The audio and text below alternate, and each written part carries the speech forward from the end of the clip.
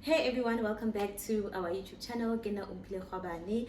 I am back on YouTube. I've been away for quite some time now, and I'm ready. I think I'm ready to be on your screens here on YouTube again. And yeah, I hope that you guys have been good. I hope that you guys have been amazing and that God has been doing wonders in your lives. And if you're new here, welcome. Make sure that you subscribe. If you have not followed me on TikTok, please go to TikTok and follow me, because most of the things that I will be tweeting about here are things that I've shared on TikTok. Just that I'll go more in depth here on YouTube. I'll be more deep in yana. And today I want us to talk about why I hated being called a housewife, and I'll just give a little bit of a backstory nyana as to how I ended up here. So the reason why I'm talking about this is because there's a lady on TikTok, actually on WhatsApp, she sent me a DM. I met her via WhatsApp, and she sent me a DM. I met her on TikTok. She sent me a message on WhatsApp asking me, how do you do it? How have you become so okay with being a housewife, because it's so hard for me. I think what happened with her is that she used to work. She had a 9 to 5 last year, and then she lost her job, and this year she's home full time, and she just feels like this is not it. I can't really take this anymore. I can't take it. It's just so challenging for me, because I'm so used to doing things by myself. I'm so used to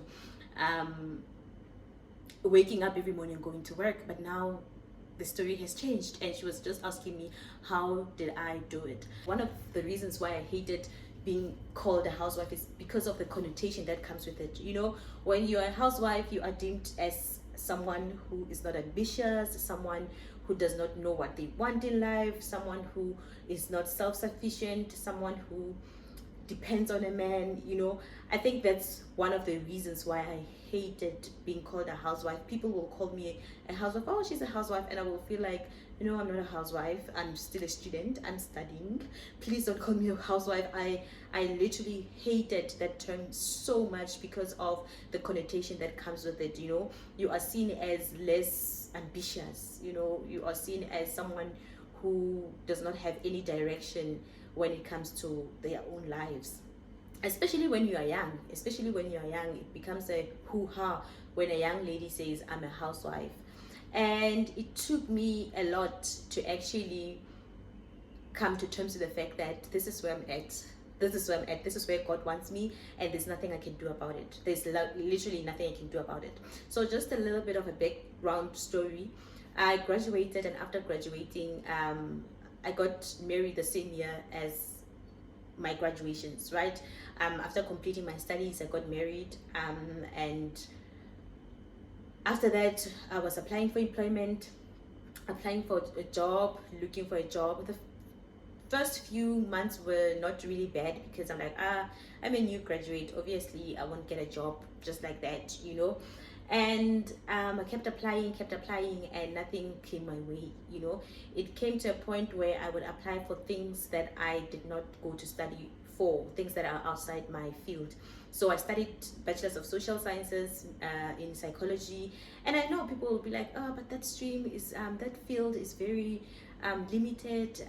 There are no job opportunities, but there are, because people that graduated after me, I know a whole lot of people that graduated after me that did the same thing as me, that are working, and working using their qualifications. So yeah, you get what I mean. So I don't think that that is the reason why I'm not working. I don't believe that I'm not working because there are limited jobs, because like I said, I started applying for things that are outside my qualifications, things that you don't need qualifications for, and still there was no employment. Guys, listen, I've applied cleaning jobs, cashier jobs, you name it, and there would be no response whatsoever. Not even I regret to inform you. Not even, I regret to inform you is better than silence, because you don't know, did they receive it, did it go through, what's happening. So I think I appreciate I regret to inform you message or email than complete silence, honestly. So yeah, I graduated, did not find a job. I started applying for jobs that are outside my field of study, and still I struggled to a point where I was now depressed. I was literally so depressed about not being employed. I would get people who would say, yo, how do you do it? Oh, we can't, I can't. And you can tell those people are saying it from a place of being proud that they work, that they have a 9 to 5. And when I, girl, how do you do it? Yo, you are in Bokoto, Yazi, yo, I asked them, I'm so proud of you. That's what they will say to me. Yo, I don't know how you do it. I don't think we can. I'm a career woman. I'm very driven. And I would look at them like, okay, I get you. I understand. All right. Okay. You know, and I would be so offended. Sometimes I would just laugh it off. But deep down, I know, oh my gosh, I'm so offended at this. Because she's describing everything I've dreamt of. You know, whatever that she is what I've dreamt of. I've dreamt of. Obviously, I didn't go to school for nothing. Let's start there. The reason why I furthered my studies is because I did not see myself living, not being. I don't even think I once imagined myself getting married. But I remember in high school, I used to pray about my marriage. In high school, I was doing grade 10, 2010, and I remember there was our pastor at that time, Pastor Matlala from Mount Zion Bible Church in Belcom. He would say to our parents, while he was preaching, parents, you should pray for your children's wombs, you should pray for their spouses, you should pray for their careers, you should pray for and I would pray for all of those things on behalf of my parents. I'm like, you know what, I'm gonna pray for myself. I will pray for my womb to bear children. I will pray for my husband. I would pray for my career. I would pray for all of those things. And that was back in high school. And in university, I don't know what happened, but marriage was not really that important in high school. Honestly, it was not something that I would pray for. So the reason why I'm mentioning this is because I just want to paint a picture that I had plans about my life. I saw my life a different way, and I've never really seen it with a man on it. Like, it was not in it with a man in it. It was not fast for me to get married, man. I don't remember obsessing over marriage. So anyway, got married, and yeah, I literally struggled to get a job. So I remember I was so depressed, guys, deep in depression, that my husband would go to work, leave me in bed, come back from work and find me where he left me. He would find the house in the exact state as he left it. I would have not opened the windows. I would have not opened the curtains. I was just in a dark space. So much so that I could not do anything. You know, when you're depressed, you want to do things, but you can't bring yourself to do those things. I don't know if that makes sense. So that was me. Anyway, so as time went on, I literally had to stop crying and tint myself up. I had to ask God, why am I going through this? What is the lesson in all of this? Why am I a housewife? Why did I go to school only for me to be a housewife? You know, because I'm now thinking about my mom, what she's going through, seeing me struggling finding a job when she was going up and down, working tirelessly to fund my fees, only for me to not get a job. You know, so I was asking God, what's going on? What's happening? And sometimes our purpose in life is not the same. Sometimes we want things that other people have when it is not for us but for them. So I think that's where I was, and I had to really understand why has God placed me here, and why is everything unfolding the way it was unfolding. And I got to a place of literally understanding that God was building my character. God was building my character. I don't like saying I'm called or anything, but I know I have passion for marriage. My heart, I love marriage. So I got to understand that God was preparing me for something greater than myself, you know. And you know it's greater than you when it is not.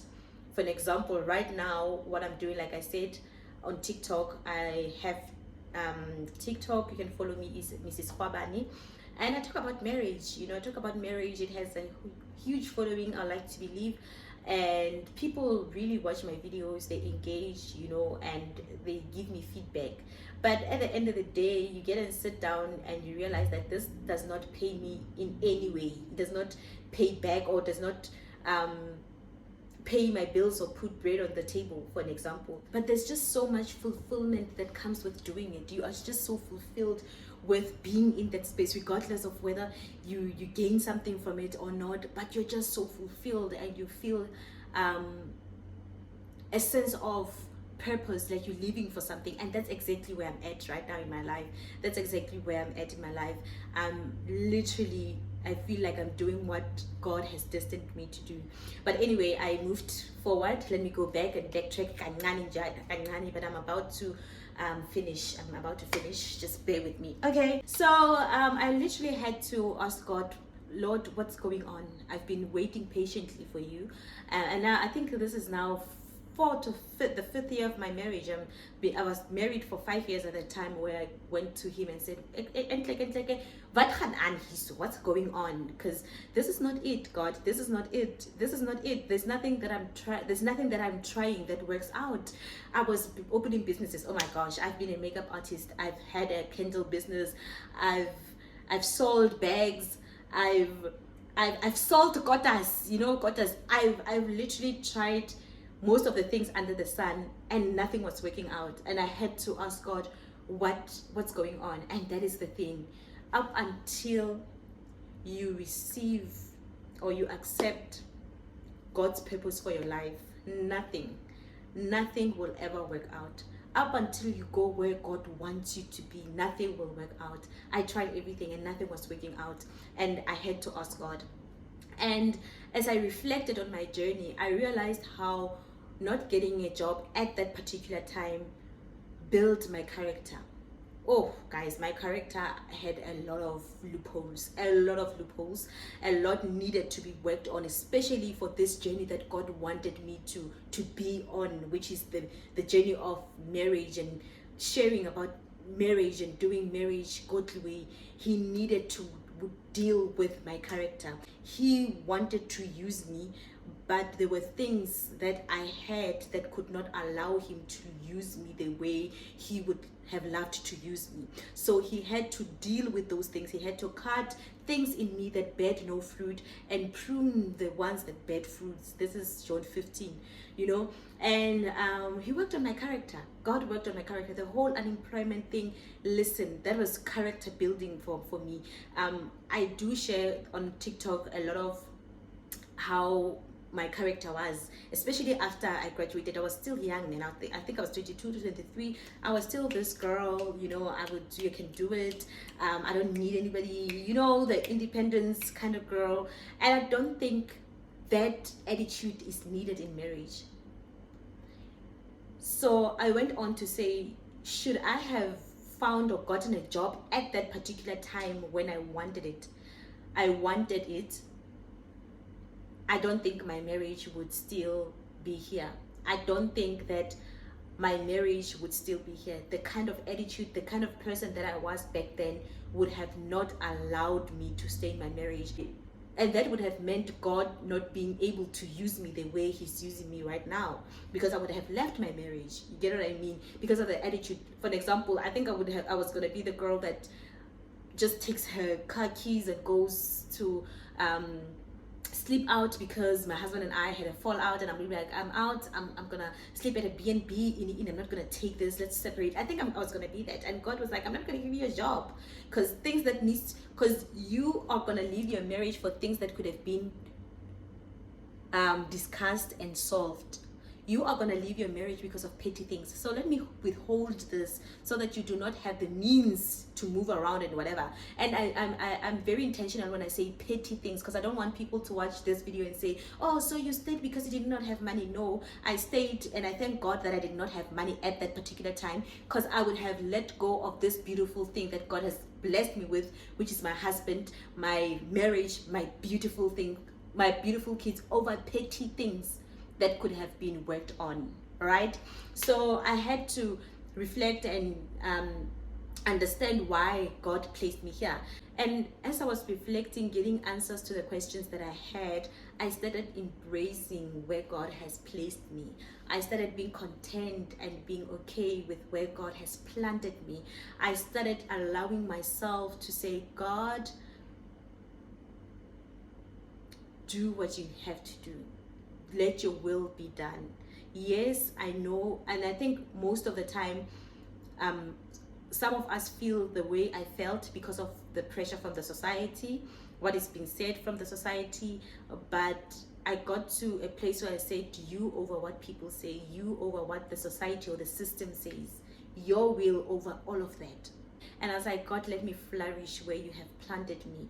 And today I stand here so content with being a housewife. I'm so okay with being a homemaker.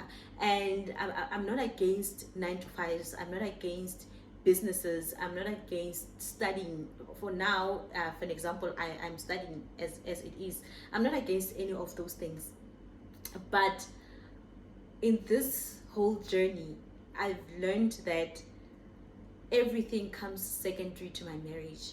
Everything, whether 9 to 5, whether business, whether study, they come secondary to my marriage. My marriage takes first preference. My marriage is the number one priority. Is the number one priority in my life. I've learned to value marriage according to God's way of doing it, according to God's idea. I understand why marriage, why God created this beautiful thing. It has been devalued in the society, but when you look at it from a godly perspective as a child of God, you get to see the importance of marriage. And honestly, I'm so content, guys. Right now I am so okay. I embraced where God has planted me. I embraced where God has put me. I'm okay with where I'm at, and I enjoy where I'm at, and I love taking care of my family. I love ministering through my marriage. I love it when God gets the glory through our marriage. And if this is where God wants me to be, if this is my purpose forever, let it be. If it's God's will, then let it be. So yeah, that's what I wanted to share with you guys today. And yeah, I think this is a light conversation for the first video. I didn't want to go deep, and I think this is okay for a first video. Ne? Yeah, thank you so much for watching up until here, you guys. Please make sure that you do subscribe, you do set on your notification bells so that you get notified every time I post a video. Up until the next one, you guys.